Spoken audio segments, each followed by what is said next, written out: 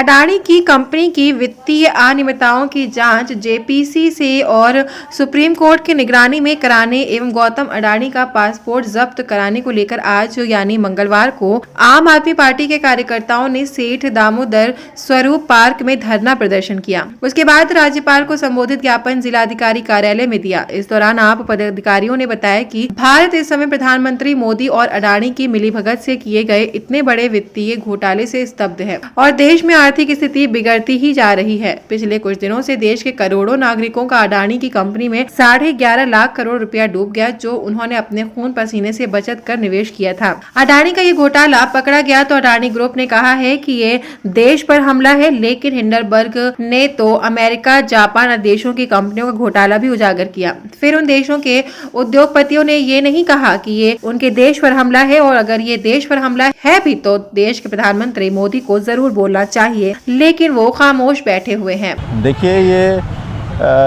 ये धरना प्रदर्शन चल रहा है हमारे पूरे उत्तर प्रदेश में, हर मंडल पे ये धरना प्रदर्शन चल रहा है आज माननीय सांसद श्री संजय सिंह के आह्वान पे।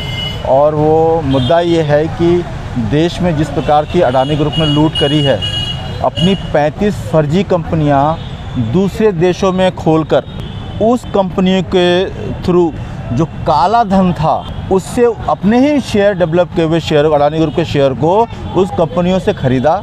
और माननीय मोदी जी ने LIC को ये गाइडलाइंस किया भारत सरकार ने कि आप अडानी के शेयर को खरीदिए। एक अजीत अंजुम का कल एक और मैं ट्वीट देख रहा था, अब आप लोग पत्रकार बंधु बताना चाहता हूँ कि माननीय मोदी जी ने बांग्लादेश, श्रीलंका, आसपास के देशों को प्रेशराइज किया कि हमारा कोयला और बिजली अडानी से खरीदिए। क्या आप देश के प्रधानमंत्री हैं या अडानी के आप सेल्स मैनेजर हैं? ये हम देश की जनता आपसे अब पूछना चाहती है। क्या सेल्स मैनेजर हैं आप अडानी ग्रुप के?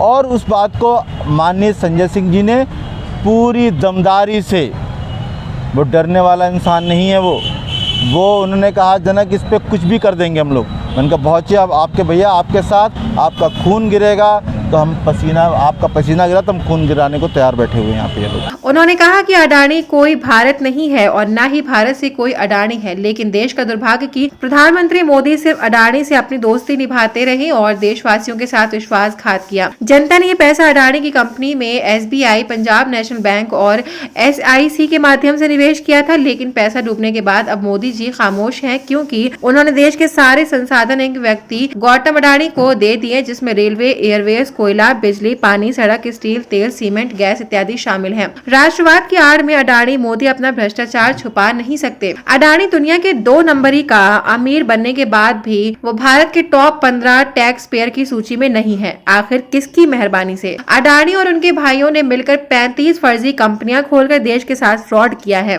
SIC से 74,000 करोड़ रुपया अडानी को दिलवा दिया गया। SBI से 35,000 करोड़ रुपया कर्जा दे दिया गया, जबकि एक मजदूर को अगर 35,000 रुपए कर्जा लेना हो तो उसकी चप्पल घिस जाती है, फिर भी आसानी से कर्जा नहीं मिल पाता। वहीं आम आदमी पार्टी के वरिष्ठ नेता, राज्यसभा सांसद और यूपी प्रभारी संजय सिंह द्वारा सदन में 267 के आधार पर अडानी के घोटाले पर चर्चा की मांग की। अमृतकाल में जहरीले घोटाले की जांच हो, क्योंकि इसमें निवेशकों के 11.5 लाख करोड़ रुपए डूब गए हैं, लेकिन सरकार किसी भी हालत में जाँच के लिए तैयार नहीं है। आज आप ज्ञापन देने आए? ज्ञापन पूरी तरह ताकतवर तरीके से अडानी ग्रुप के खिलाफ जो आरोप ने लगाया है उस पे जांच, सुप्रीम कोर्ट के निगरानी में जांच बैठनी चाहिए।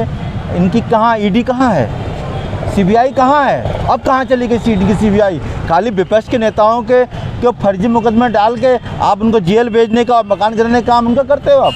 तो ज्ञापन में आप क्या मांग है आपकी? मांग वही है कि अडानी ग्रुप के खिलाफ जो लगा हुआ उसकी JPC जांच की जाए और जो है एक कमेटी बनाई जाए, उसकी जांच करी जाए। और ज्ञापन देने के बावजूद भी कुछ कार्रवाई नहीं हुई, फिर क्या करें? तो हम रामलीला मैदान, हमारी पार्टी का इतिहास है कि रामलीला मैदान फिर से भरेंगे, और जब तक ये जांच नहीं बैठेगी, इसका मुकदमा नहीं दर्ज होगा, तब तक हम आंदोलन चलाते रहेंगे।